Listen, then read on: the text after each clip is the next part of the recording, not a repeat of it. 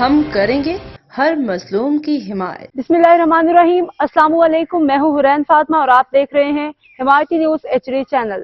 نظر ڈالتے ہیں آج کی اہم خبروں پر۔ ملیر نوری ملیر میں مضبوط ریتی بجری چور مافیا کے مضبوط پنجے برقرار۔ چیف سیکرٹری کمشنر کراچی کے احکامات ہوا میں پولیس روک تھام کروانے میں مکمل ناکام۔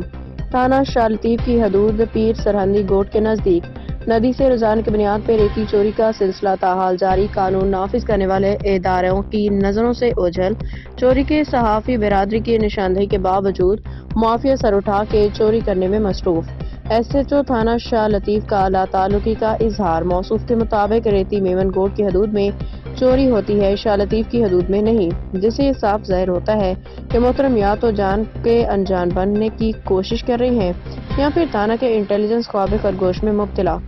یاد رہے چیف سیکرٹری سندھ آصف حیدر شاہ کی زیر صدارت غیر قانونی کانکنی کی روک تھام پہ اجلاس بھی منعقد ہو چکا ہے کہ جس میں ریتی بجری کے غیر قانونی کاروبار میں ملوث افراد کے خلاف سخت کارروائی کے احکامات جاری کیے جا چکے ہیں، جبکہ اس موقع پر اجلاس میں سابقہ ڈپٹی کمشنر ملیر اور موجودہ SSP ملیر بھی اس اجلاس کا حصہ تھے، لیکن پھر بھی یہ بات سمجھ سے بالاتر ہے کہ آخر ریتی بجری چوری کرنے والے مافیا قانون کی گرفت سے دور کیوں ہیں۔